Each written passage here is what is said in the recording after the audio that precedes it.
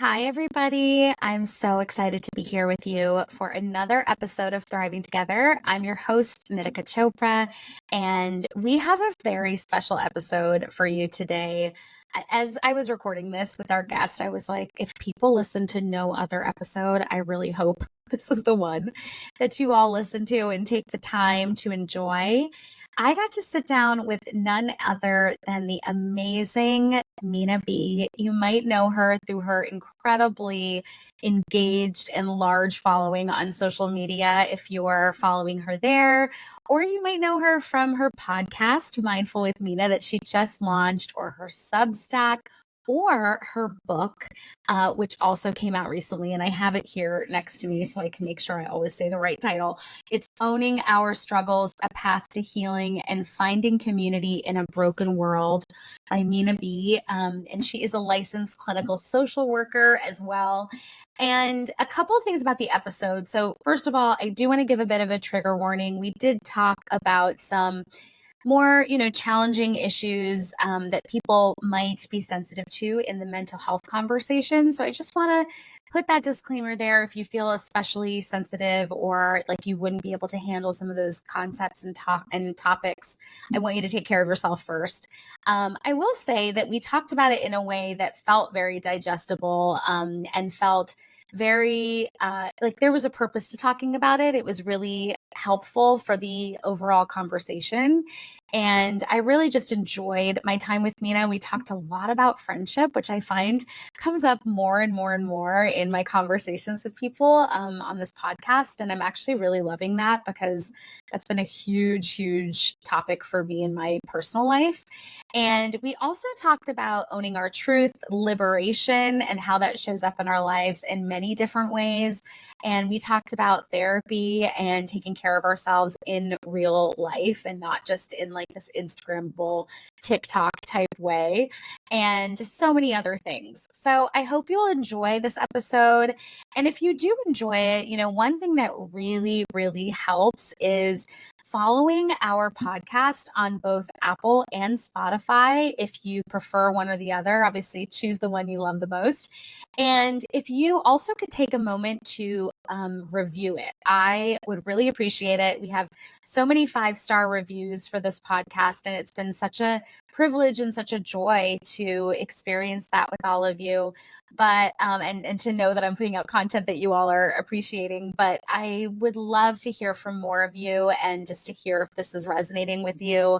And the reviews do really help because it helps for the platforms to push out things that are getting more and more traction and that people are really enjoying. So I do hope you'll take that into consideration. And I also hope you enjoy this beautiful episode with the amazing Minaa B.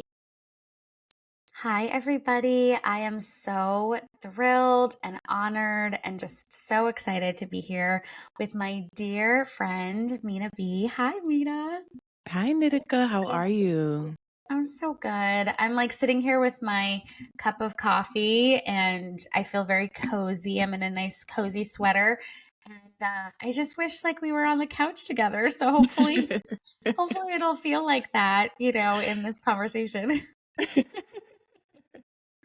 I wish I was physically there with you, but it definitely feels cozy already. So we're Yeah. good. Yeah, it feels super cozy today. So I am really excited to chat with you. One, because we are due for a friend catch up, and I've been wanting to catch up with you on a personal level. And now I feel like we're going to get to dive into some really great things. And every time I open my Instagram and I get to see what you're doing, I see that you just launched a podcast, Mindful with Minaa.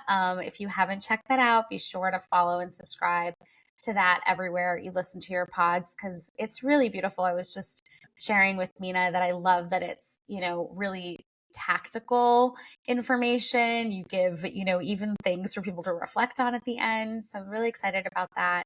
And then I sit next to your child. I'm putting it in the screen. If those of you are watching on YouTube, Owning Our Struggles, A Path to Healing and Finding Community in a Broken World by Minaa B. who is a licensed clinical social worker. And I just feel like I'm surrounded by you so often, Aw. without you maybe even realizing. I'm like, I hope that doesn't sound creepy. Um, No. but you are just radiating through your book, through your podcast, through everything that you put out there. And I really wanted to talk to you today about making therapy and actually like the, I guess the, what do I want to say? I guess the process of working through life's issues and challenges and even like past traumas, making it like not so trendy in the sense that like you actually put it in your real life, right? Yeah. So what I mean by that is, I'm so glad that someone like you has such a huge following, that therapy is on the map because of people like you that are Thank you. talking about it. Yeah, that are talking about it, writing books about it, doing podcasts about it. Like, we need that, right? And now I almost want to be like, okay, cool. You found Minaa. Like, now what are people going to do? What are you going to do about, actually doing this in your life? So, I guess maybe starting with a little bit of your personal story might be a great place to start. Like, what even had you decide that you wanted to take therapy into your own hands and actually become a licensed clinical social worker? Really good question. So that pretty much brings me back to my own childhood, which, I reflect on often, and I teach other adults to reflect on their childhood as well. So growing up, I struggled with depression and anxiety. However, it was undiagnosed. No one in my household knew what anxiety or depression was. I didn't even know what anxiety or depression was until I was in high school. And around the age of 16, that is when my mental health really, really started to suffer. I was suicidal. I had some suicidal ideation. I also used to cut. I started cutting at that age. And I just remember having like a big mental breakdown. And I started to share things with my friends about what was going on. And they encouraged me to talk to someone. And so when I was in school, I ended up meeting with the guidance counselor. So although she was not a social worker or a therapist, she pretty much opened up her door to me and other students to express ourselves. And it kind of mimicked what you would experience in a therapeutic relationship. So that changed my life completely because it felt really good to have someone that I could be vulnerable with that wasn't someone I was close to, because I didn't feel comfortable enough to tell the adults in my life the things I was dealing with, because unfortunately they did not model emotional maturity and they were not psychologically safe. They were actually contributing to the reasons why I was feeling anxious and depressed. And so I, from very young, was able to pick up on people's ability to sit with difficulties and discomfort. And I knew the adults around me wouldn't be able to do that. I was 16 just knowing that they cannot handle this conversation. So I found that space in school to just be really healing and really therapeutic. And then I graduated high school and my mental health continued to suffer. My father died when I was 19, and that kind of sent me backwards as well. And I started to cut again. And I just knew that this wasn't the life that I wanted to live. I knew I needed help. And when I was 22, that is when I started to see an actual therapist. And the good thing about that was that is when I decided to pursue social work. So while I was in therapy processing my own personal stuff, but that same year I started grad school. So I was in school learning about trauma, learning about mental health, human behavior, and all of the clinical and evidence-based studies around human behavior and just what makes us who we are. So that pretty much is my backstory. And I remember graduating from grad school feeling like I want therapy to be more accessible.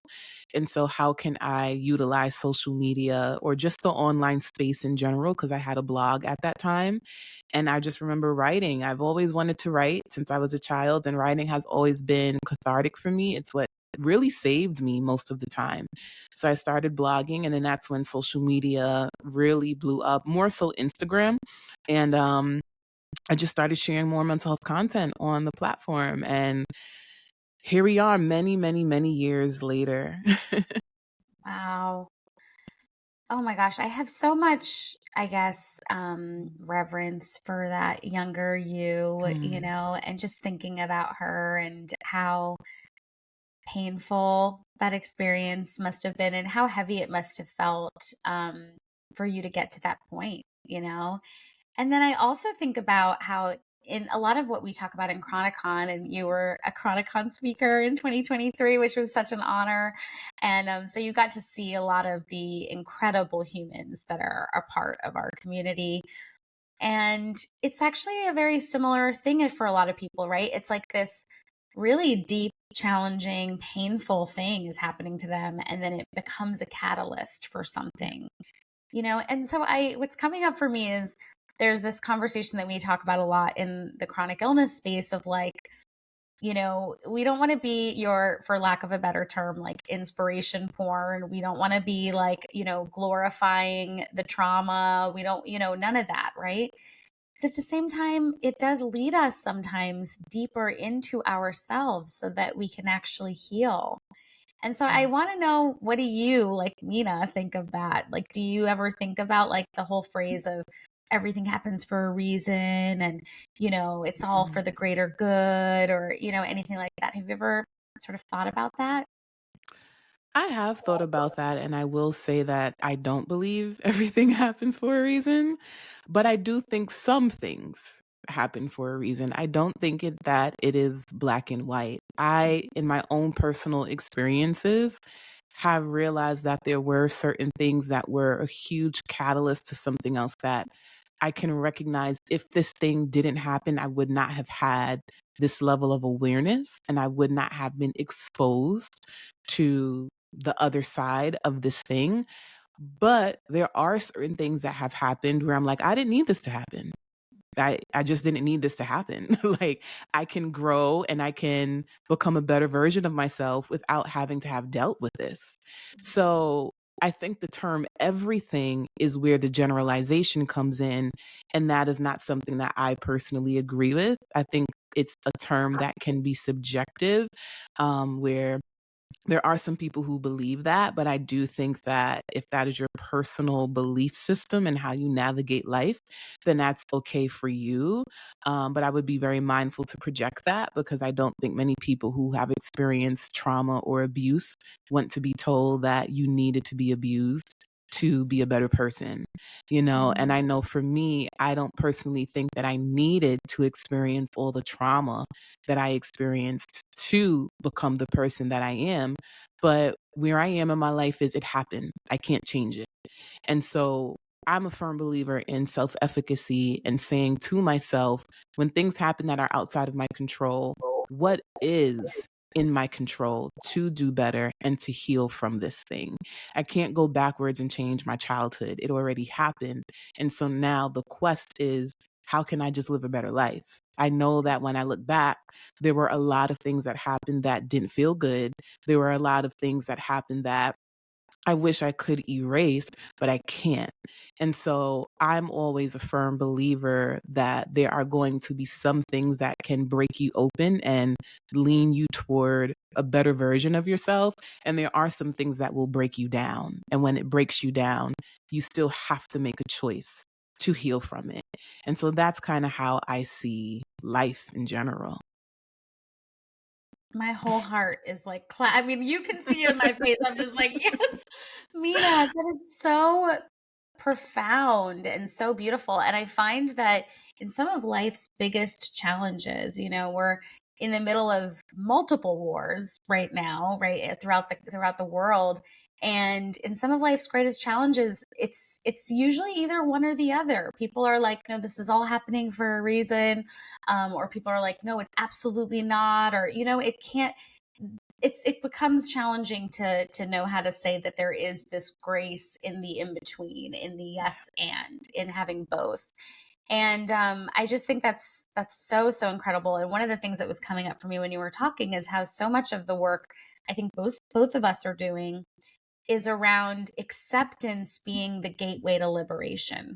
Mm-hmm. And that's Mm-hmm. something I've been thinking about a lot, right? Because with Chronicon, I think just creating Chronicon for me was the first step towards liberation, because that was the step that was like, I'm going to just accept that this really hard Yeah. thing is happening, right? And I invite other people to accept it with me. But then there's this next step of like, well, what, now that I've accepted it, what am I actually going to do with it? Like, now what do I do? Acceptance is one part of it, but I guess like for people who want to start, bettering their lives, or they want to overcome a significant trauma, I mean, there's so many layers to that process, I know, because you outline them in your book, actually, Owning Our Struggles. But where should someone start? That place almost like that you were at when you were 16, and Yeah. you're just so, I mean, I don't know how I'm ever going to get over or get through this thing. Like, would you say is the first step or the first few steps for them? I truly believe the first step is emotional acceptance. I think in my own experiences and just even as a former therapist, I find that the reason why a lot of people struggle with radical acceptance is because we kind of have this belief that life means I'm supposed to be happy all the time. And so if something difficult is happening, this feeling is not supposed to exist in my body. And therefore, I have a hard time accepting reality for what it is, because reality is painful and life is not supposed to be painful. And I think the first step to acceptance is honoring that this is difficult. It's honoring that this situation is making you angry. It's honoring that, I think of younger me, I exist in a family system where I don't feel comfortable enough to talk to my parents or talk to other family members about the pain that I'm dealing with. That's my reality. Acceptance is about facing reality for what it is, and reality can be painful. And one of the things that I had to learn on my journey is I have to acknowledge that pain and I have to allow myself to feel that pain so that I can get to the other side. If I want happiness, if I want joy, if I want to feel euphoric, if I want excitement in my life, I have to give myself permission to acknowledge that right now I feel rage. This is a thing that really is upsetting. This is a situation that's pissing me off, right? I need to be real with what is happening in order for me to be able to then experience joy and happiness and all of those good emotions. And I think the more we run from Mhm. hard feelings, the more we don't realize we're running from joy.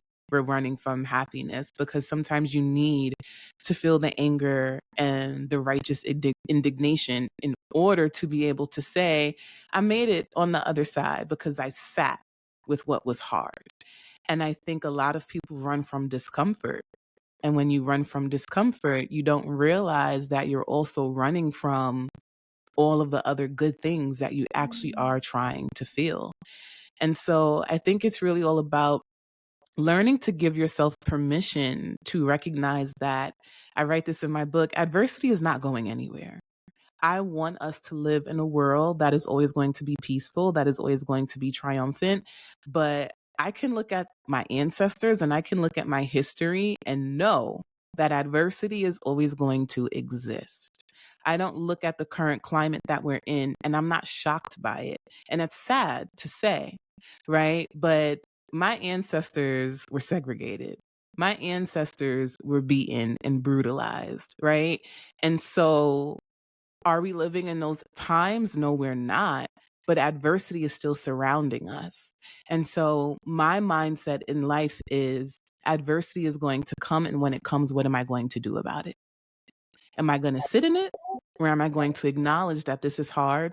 This is angersome. This is bringing up so much emotion, but I'm still going to make a choice to work through it because I deserve to thrive. And that's what 16-year-old me felt. Shockingly, when I tell people this story, I tell them that when I was 16 and I told my friends, they often want to know how did your friends respond because I tell them my friends did not experience depression. So when I shared with them like these are the things that I'm dealing with, do you relate to this? Like have you ever felt this thing? Like I even feel suicidal and I've been cutting myself and they were like, "No, Mina, I don't know what that feels like. I've never had those emotions." And people will like give me like this really pity response, like, "Oh my God, like that must feel really bad that like you felt alone." And I'm like, no, it actually made me happy because I know it's the weirdest thing. And again, my brain has always been like kind of overdeveloped since I was young. But when my friends responded to me that way, my perception of it was now I know that it's possible to get to the other side of this thing. Because if you tell me, Mina, I do relate. I'm at home struggling, I'm depressed, I'm sad. My mindset is, well, dag, like we all just going through it. Right? That was how I was looking at the Well, situation. Like, the dag, like, math. It was is the there hope?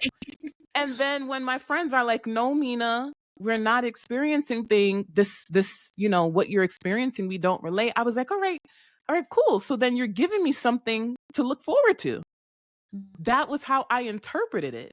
My mindset was, you're no better than I am. We're both human. So if you can live a joyous life, if you can be happy and you can be thriving without having thoughts of suicide and having thoughts of being depressed, why can't I? So let me do what I can to have what you have.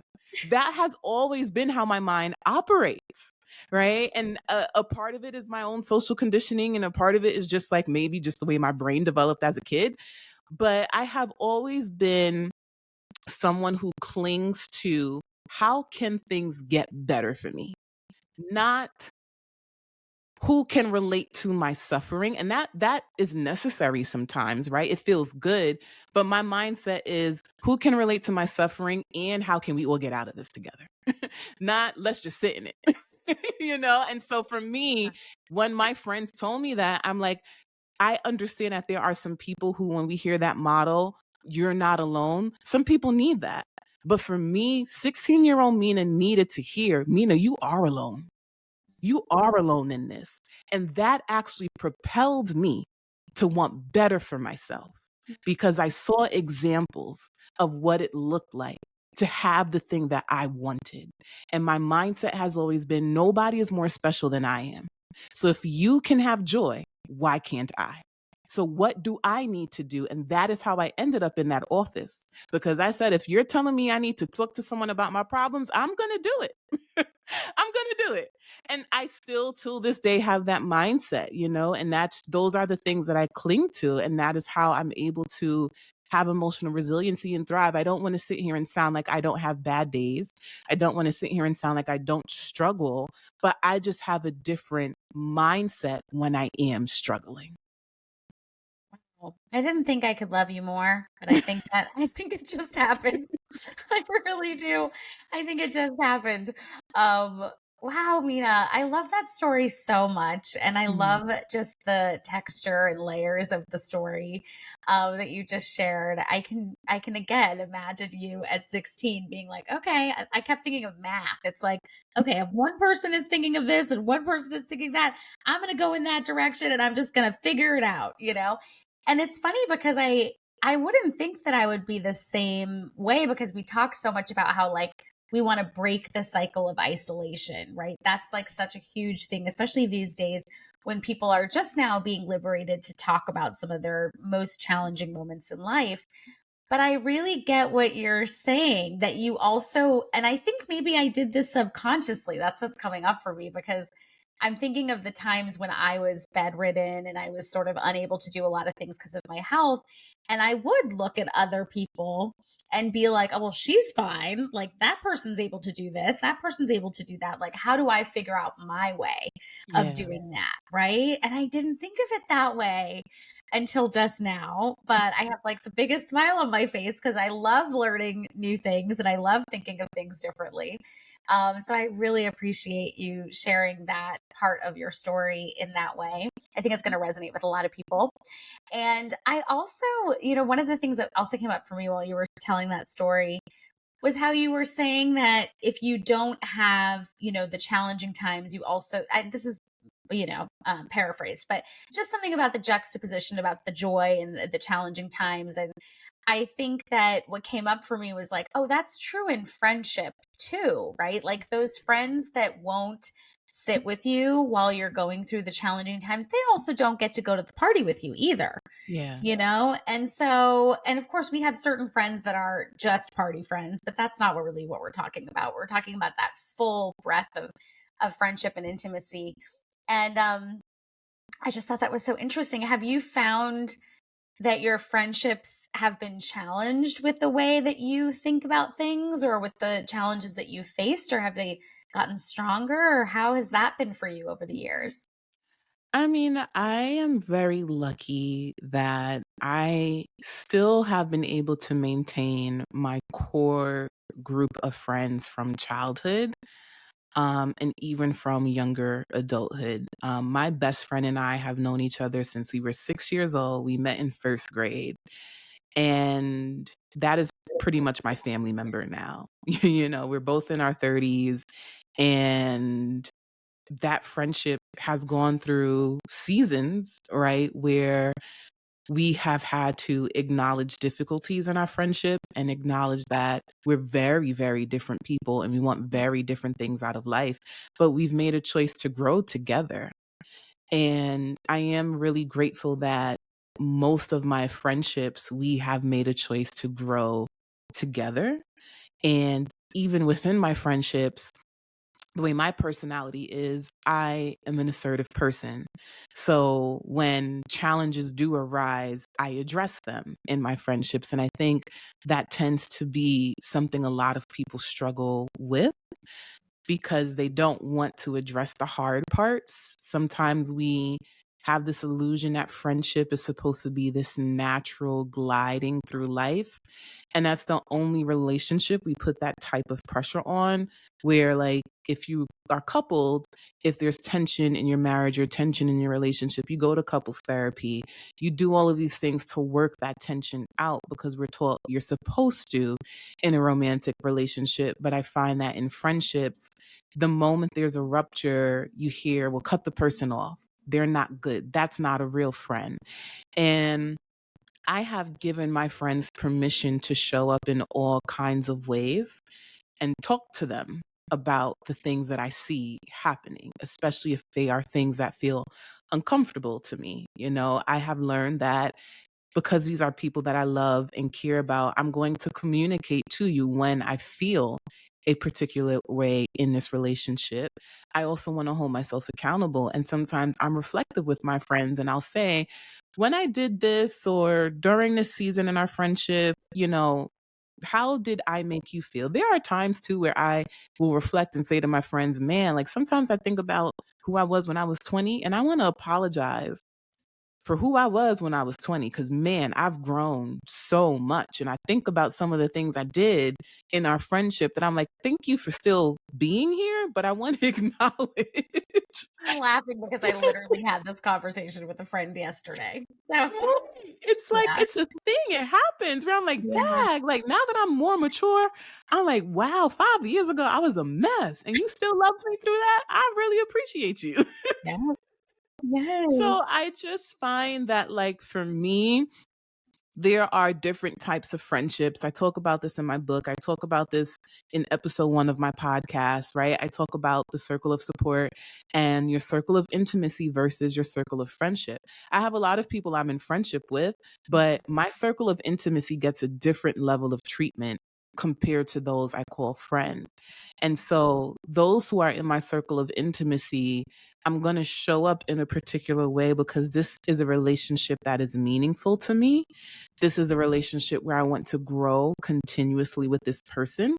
And so I think it's important for me to do the work of reflecting and just being mindful of who I am in that relationship, but also exposing to my friends, this is how you make me feel. And these are Mhm. some things happening in our friendship and being okay with that. And so for me personally, I will say that I believe that any relationship is a dance. And you got to ask yourself, what are the things you're willing to be flexible with? You also have to train your brain to recognize when someone can't be something to you and allow yourself to open yourself up to other new relationships and friendships. I don't like to put pressure on my friends when I know you're an adult now. So you're growing more and more into who you are.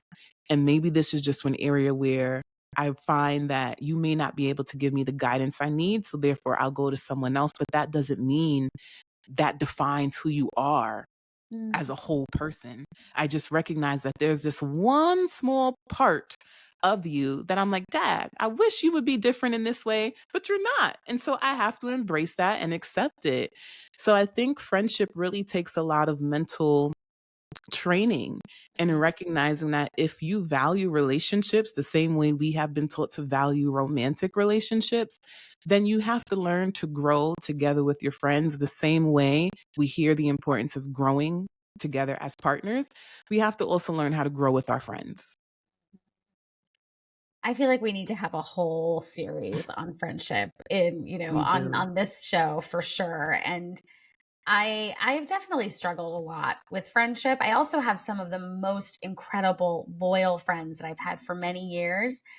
But I think where I struggled is not understanding that there are different levels of friendship, which Mm, I feel a little embarrassed to admit that because I feel like now it's so obvious. But for whatever reason, it feels like it's really taught to us that there are different levels of romantic relationships, right? yeah. And even in your family, right? You have your nuclear family, you have your extended family, right? And that's just always felt much more clear to me.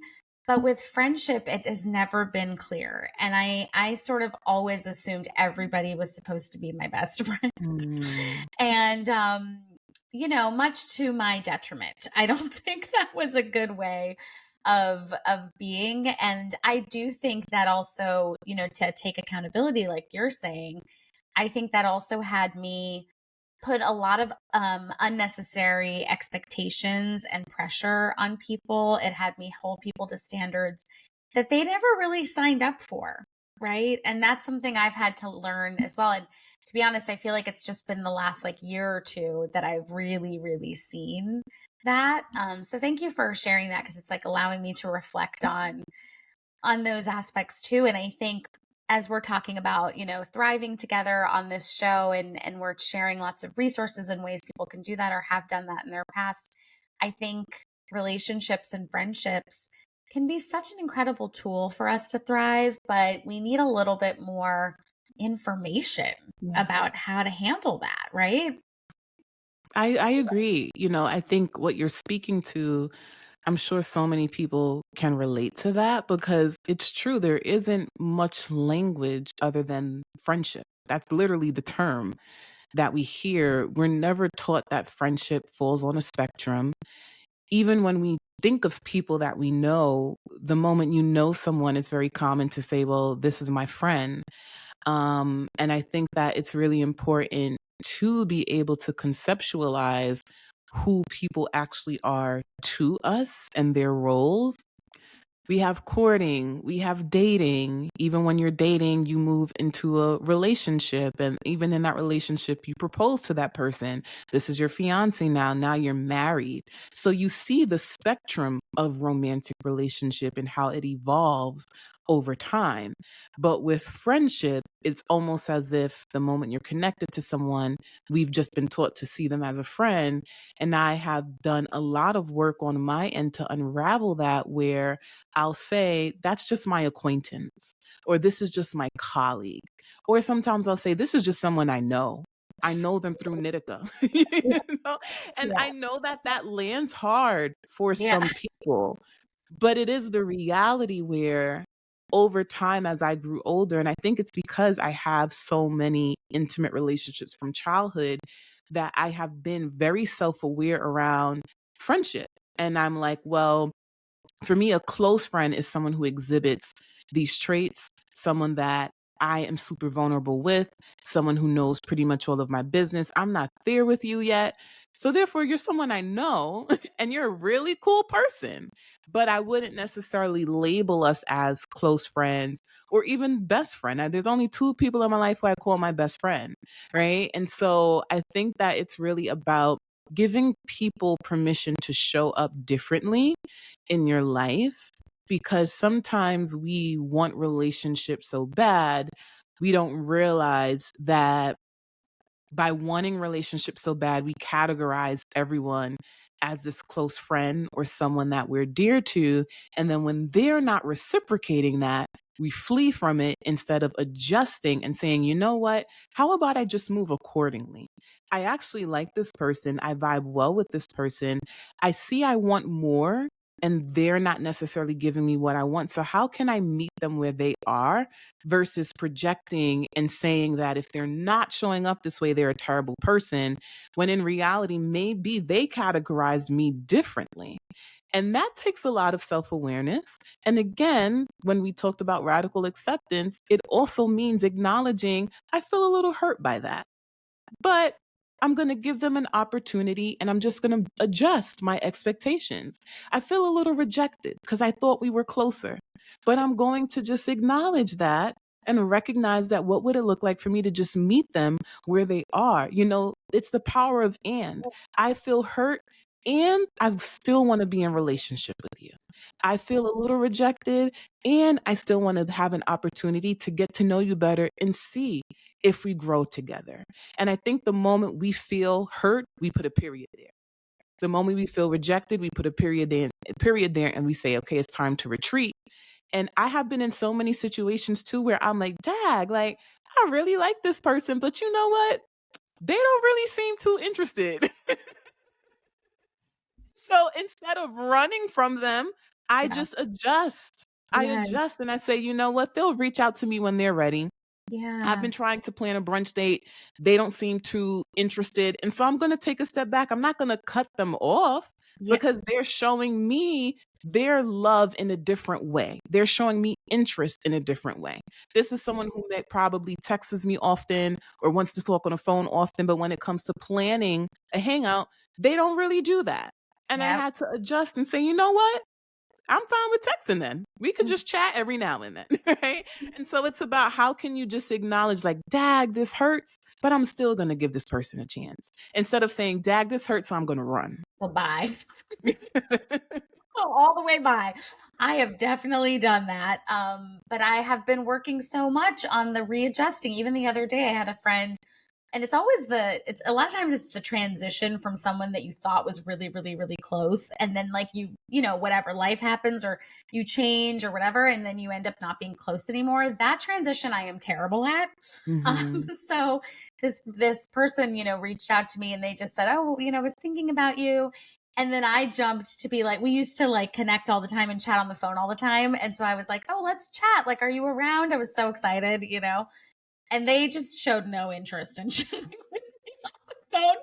So I had to be like, cool, chat with you soon, I'm sure. Have a blessed night. And I was just Right. like, but the old me, I think, would have been like, what? Like, this person doesn't want to chat with me? Like, what? I thought they loved me. I thought they cared. And that sounds so childish now, but it's true. It actually is childish because it's hitting on that childhood wound. It's hitting on past things. So, that are not even happening in this present moment, right? So that's another thing I had to realize is like, oh, I'm projecting my 43 years of being rejected by other people on this one person not being able to get on the phone with me, which is kind of a lot.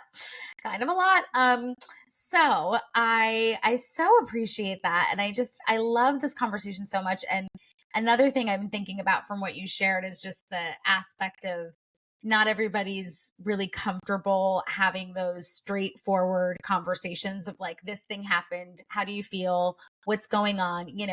I find those conversations with the right people very liberating, very loving. I actually find that to be so loving. Like, if you and I were in a situation where I, God forbid, did something to hurt you or, that was disturbing or upsetting or whatever, I would find it incredibly loving if you were to call me or text me and say, hey, Nitika, can we have a chat? This thing isn't feeling right to me. Whereas I feel a lot of people think it's the opposite of that. A lot of people, from my experience, think, oh, she's being this way or she's too much of this or too much of that, or they get very uncomfortable. to me, I feel like I've had to train my friends and let them know of like, no, guys, this is love to me. You Yeah. being clear is kind, as Brene Brown has said. So yeah, I just really appreciate that aspect of that. Is there anything you wanted to share about that before we wrap up the conversation? Yeah, I mean, I think what you're saying is important, that it's really critical to the development of a relationship to just be honest, to be clear, and to provide people with context regarding their actions, and I think how people perceive it or how they receive it. I've learned over time that I don't want to say it's not my business, but I will say that I've learned to release myself from trying to control how people receive me. And that is why I am able to be assertive and communicate, because it's for me. And I'm providing you with this information so that you can have greater awareness. If you're offended by it, then I'm just going to trust that you're going to work through it. If you're bothered by it, you're also going to show me a lot of who you are. I have a friend, I joke around with her often, and I tell her this to her face all the time: girl, you are hard headed. And so Yeah. So there are times where we have minor conflicts. And Yeah. when I go to assert myself with her, I know my friend. I know that I'm probably going to talk in circles. It's going to be a circular conversation, maybe for the first 4 to 5 minutes, because I know my friend. So that's another thing. I go into these situations not being shocked by, after having 20 years of friendship, I'm not shocked at you being who you are. So when I am going into this situation too, I acknowledge that, this friend, it takes a while for her to get it. And so this is how the conversation is probably going to go. And guess what? It takes a while for her to get it. And within 5 minutes after we're having our little disagreement and we're having our back and forth, she'll come and she'll apologize to me. And I'm like, I'm so happy that you were able to process that. I give her permission because I know my friend. I Yeah. know it takes her a while to digest information. I know how she perceives the world. I know we look at things very differently. So when I feel a particular way about something, when I go to address it, I already know what to expect from her, but I also know she needs time after we have our conversation to process it. And she always comes back and says, you know what? I'm sorry. I'm really sorry about that. And I'm like, well, thank you for the apology. Right. And so I think it's really also about recognizing that we cannot control how people take things. In a perfect world, some people will say, I want to be able to talk to that friend, and they just get it. For me, that's not reality because I know my friend. I know my friend is hard headed. So, in a perfect world, I could go to this person and just lay it all out, and instantly they'll say, you know what, I get it and I apologize. But that's not the dance, Mhm. right? We're going to be stepping on each other's toes for a little bit before we can clearly dance with each other. And I'm also okay with that because I love my friend enough to accept you are a hard headed person. It takes a while for you to get things, but I'm going to still love you through it. And I'm still going to speak up, though. I'm Yeah. still going to speak up, regardless of how you perceive it. And it takes time. And I think that is again, radical acceptance. Radical acceptance is, it's a little hard to talk to you, but I'm still going to tell you the truth. Yes. Versus, I think there are some people who say, I'm not going to tell you the truth because it's hard to talk to you. And I see it from a different lens where it is hard to talk to you, but I'm going to tell you the truth regardless. And that to me is liberating. Oh, Mina. I mean, mic drop. That is exactly how I feel.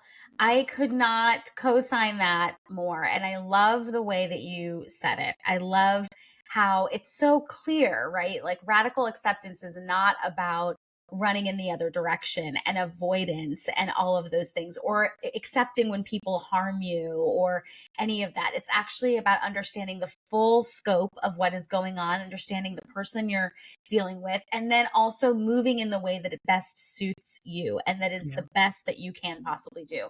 So I just really appreciate that so much. And I love talking to you. I could talk to you for another hour. So I hope that we can have you back on the show again someday. And one of the questions that I always like to ask before we wrap is, what does thriving look like for you? Mm, really good question. Thriving to me is me having a regulated nervous system. It is when I feel joy, when I acknowledge my difficult emotions, when I accept them. It's when I give myself permission to just be. And it's when I just allow myself to unfold, regardless of what the process takes. Thriving to me is just really allowing myself to live and lean toward joy and happiness and the things that bring me meaning while also accepting hardship as a part of the process sometimes in order to grow. So beautiful. Thank you so much for that, Mina. Thank you for being here. And I do also want to give you a shout out for being honestly one of the main reasons why I was able to do the 2023 conference. I know some of you have already heard the story if you're in the community. And I know Mina has heard me say this to her many times, but there was a moment when I was at the depths of darkness during the 2023 time of trying to figure out about doing the conference and if I was going to bring it back, if I was going to be able to with my health and all these things. And I called Mina. It was one of our first conversations. It wasn't like, It was. we were besties, but like we were building a relationship, which is really beautiful. And I was so scared because I was just like, I have no idea how this is going to happen. I was just unleashing all of my fears. And I was like, I have no idea if anyone's going to show up. I don't know what's happening. How am I going to do it?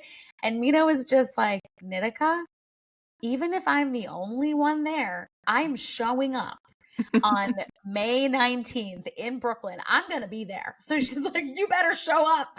And I was like, okay, okay.